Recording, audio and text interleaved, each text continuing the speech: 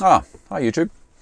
Well, no doubt most of you have already seen the glider entering IMC or cloud conditions circulating on the internet. Today we're going to be having a look at that video in a lot more depth and with the permission of the actual pilots involved in the incident. There's a lot to learn from this video. Obviously it's an excellent learning tool for any glider pilot, especially those who fly on ridges or wave.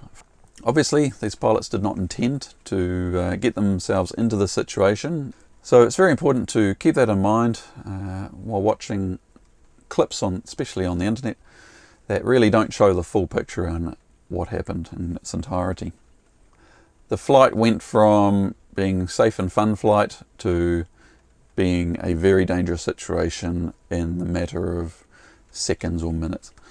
I think that's one of the key lessons, is just how quickly things can turn to custard if you're not careful. So this video segment that's been circulating on the internet is just a small section of the video, and it was created so the manufacturer of the glider could see firsthand what kind of stresses the glider was under. So let's have a run through of the video, and I'll stop and talk about certain parts of it, and then at the end we'll give you the full clip in its entirety without any interruptions. So just a bit of context, this is the fourth flight of the day for this instructor. So this is after a long day of instructing, so fatigue and tiredness might have been setting in, and the previous flights were in clear air. Try to climb as much as we can. Okay. So the weed you're laying around there. Go back to the ridge. Yeah, just sort of go in the middle of this here, just trying to get as much lift as we can.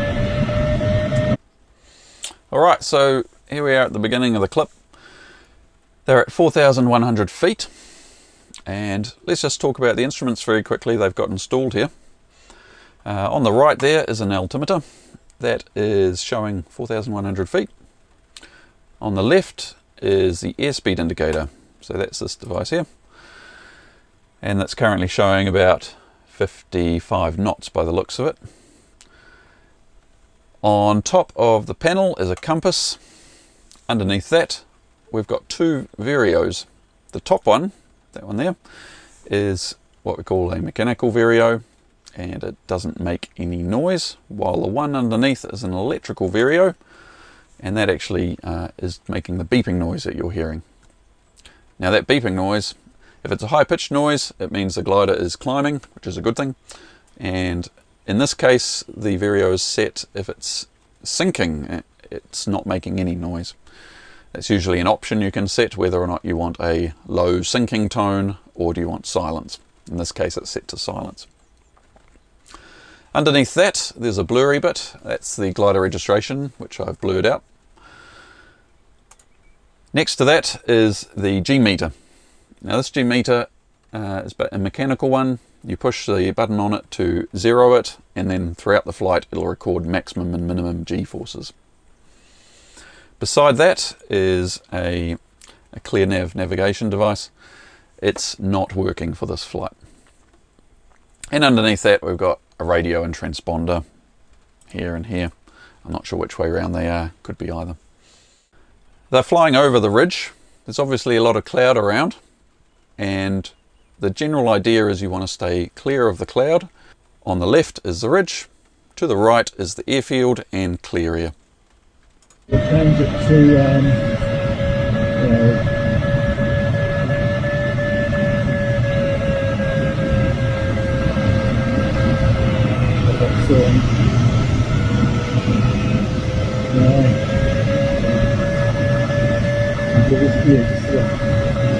we're doing alright, I think.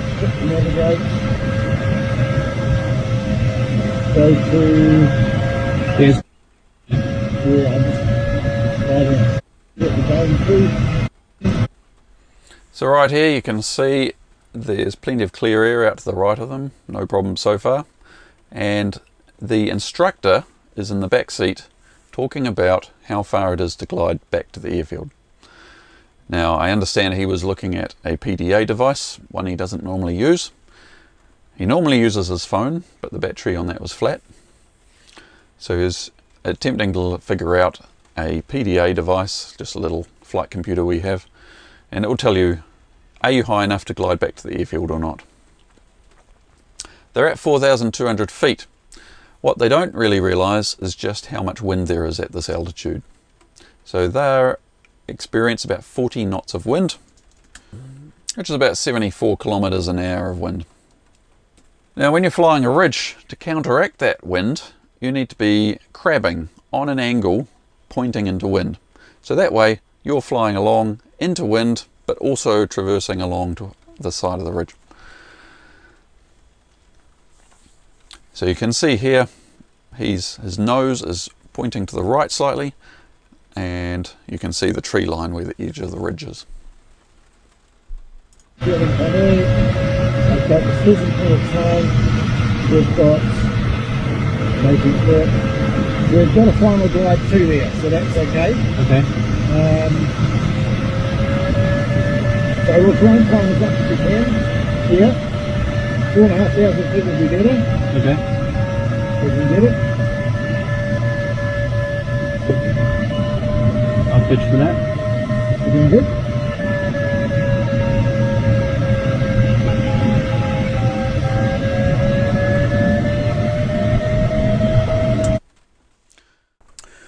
Okay, so right at this moment is quite a critical one. Just a quick summary of the experience of the pilots here. The student in the front has gliding experience. He's near solo as a student, but this is his very first time flying on the ridge. He's also got power flying experience, so he's got about 50 hours power flying.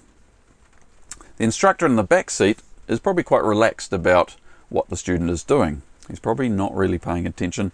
He's focused on his PDA and the glide back to the airfield, figuring out if they've got enough height to get back or not. So he just said they need to get up to 4,500 feet, and then they'll head back. They've got 4,300, so you can see they were very close to making that decision to push back home.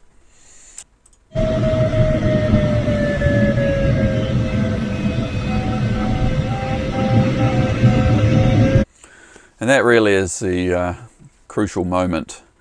The student has veered left slightly, and that means the nose is no longer crabbing into wind on an angle. It's now pretty horizontal with the ridge, maybe even pointing towards the ridge a bit. The problem is there's lots of cloud underneath them, so they cannot see where the ridge is precisely. The instructor in the back seat obviously has even less view of where the ridge is, and probably has a good view out the side of him of clear air, so it doesn't realize what the student has subtly done. So a little distraction for only a few seconds here may be one of the main causes of this incident. Now, as soon as the nose of the glider is not crabbing into wind, it means the wind is 40 knots this way. They're going to start drifting back, and you can tell their position relative to the ridge by watching the Vario. If they're in front of the ridge, they'll have positive beeping, which you've been hearing so far. You can see they're climbing, and then as soon as they get over the top of the ridge, it will level off, and the wind on the other side of the ridge starts going down, and that's when your Vario will indicate down, and they'll start losing altitude. So we're about to see that happen.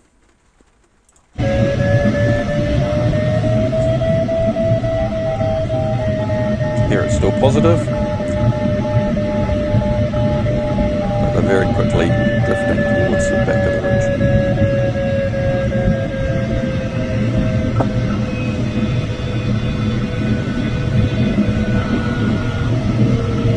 Okay, so right there, they're now on the top of the ridge, if not falling behind it. They've now got cloud on the right hand side of them, which means the original plan of turning right, which they were about to do anyway, is no longer possible. They've lost sight of the ridge. They cannot see where they are relative to it, whether they're over the top of it or in front of it anymore. 236, I think, so come around a little bit further. We'll have to go over the top of this ground, I think, if we're going to go over it. Yeah, go through that gap there. He just said we'll go through that gap there of the cloud. But at this point, the instructor has not realized they've been pushed back over the ridge already. And you can see that vario there. The glider is descending very rapidly. They're now descending through 4,300 feet. We just don't want to blow over the hill as well. So he just turned left a little more to get around this lump of cloud, which puts them even further behind the ridge. It'll sink even quicker. The instructor just said you have to be careful about not being pushed over the back of the ridge. He does not realise they've been pushed back already. So, need to get outside.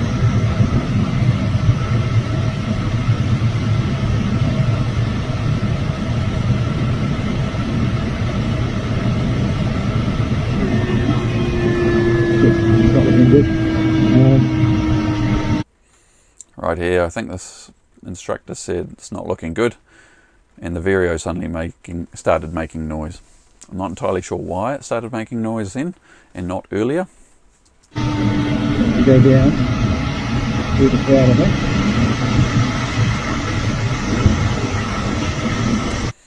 And at this point, there's nothing they can do. I mean, that is literally about 10-20 seconds between being quite safe to being in serious trouble. Once you get into cloud like this, you cannot see the ground. You can't see which way is up or down or left or right. They can't see if they're rolling. And keep an eye on the airspeed here.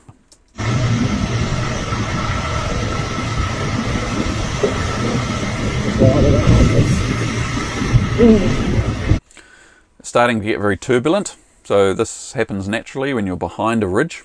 The wind comes over the ridge quite smoothly often, and then on the other side it starts getting churned up and they start getting bumped around. And you'll see as well the ridge is just starting to appear. If you look closely, you can see the top of the ridge appear as they come out the bottom of the cloud. Oh, there we go. I got it. I got it.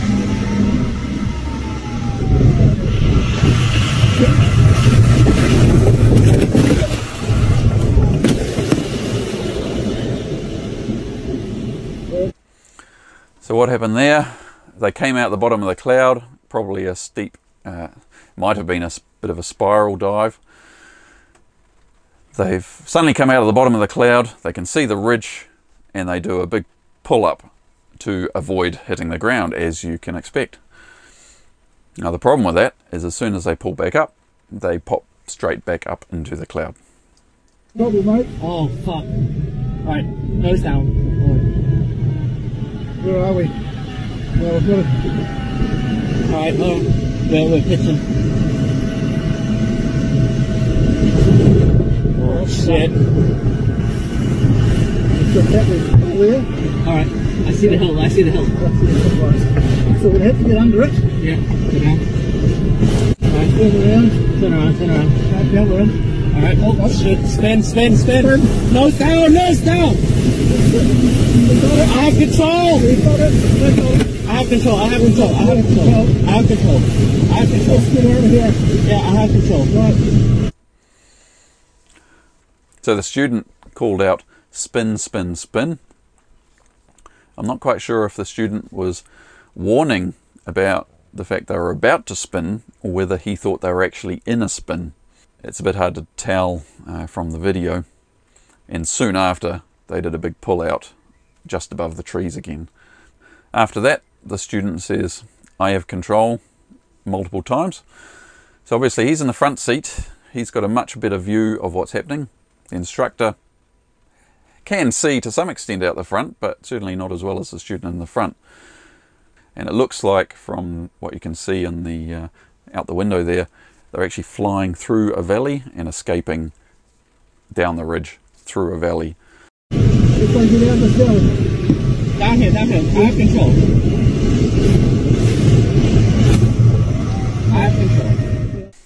The instructor soon took control after the end of the video and flew the glider back to what I understand was a paddock downwind of the range. They were obviously very shaken from the incident and wanted to get the glider on the ground as soon as possible.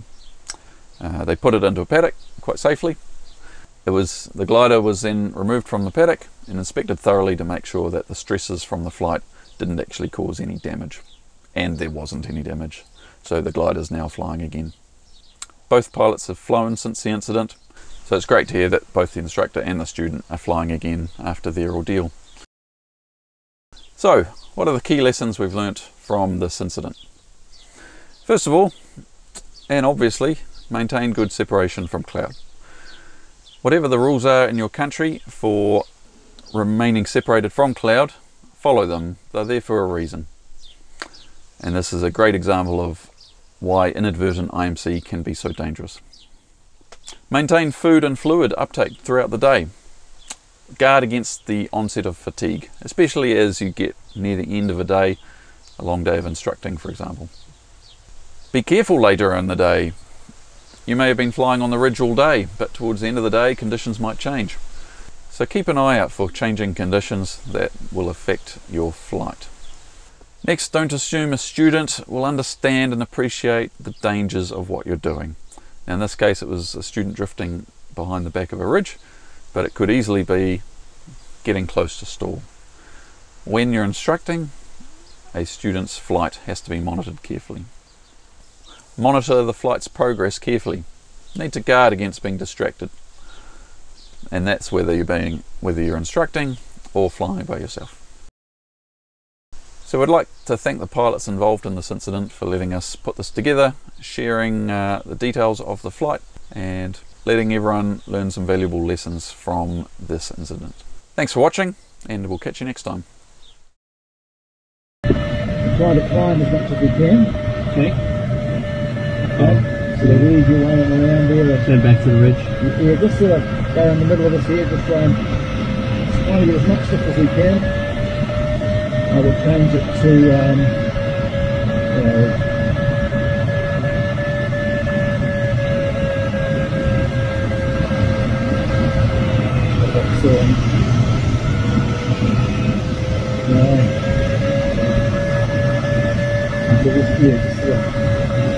we're doing alright, I think.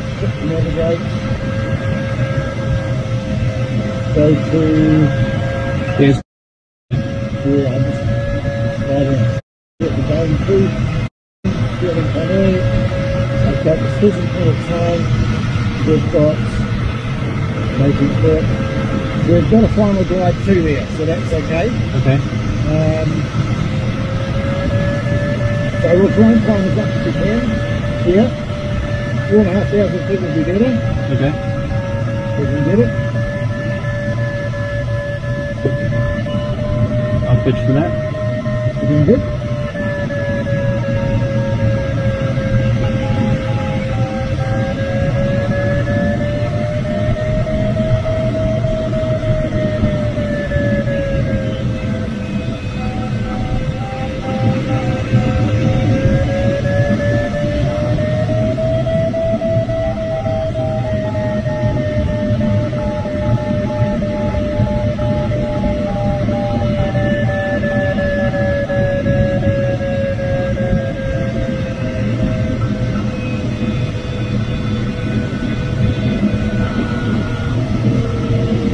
Right, I think should head towards.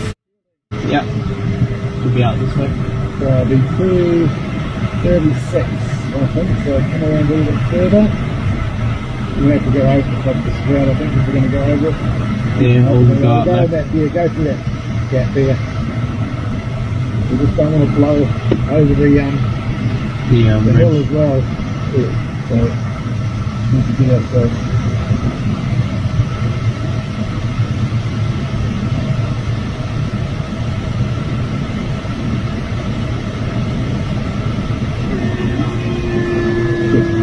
Good.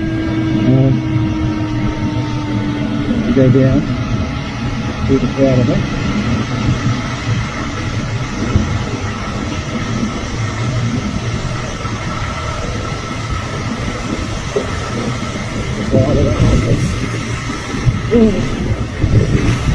Oh, there we go.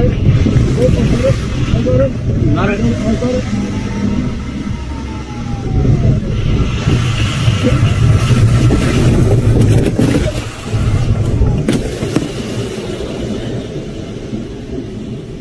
trouble, mate. Oh, fuck. Alright, nose down. Where are we? Well, I've got to... Alright, hold on. We're pitching.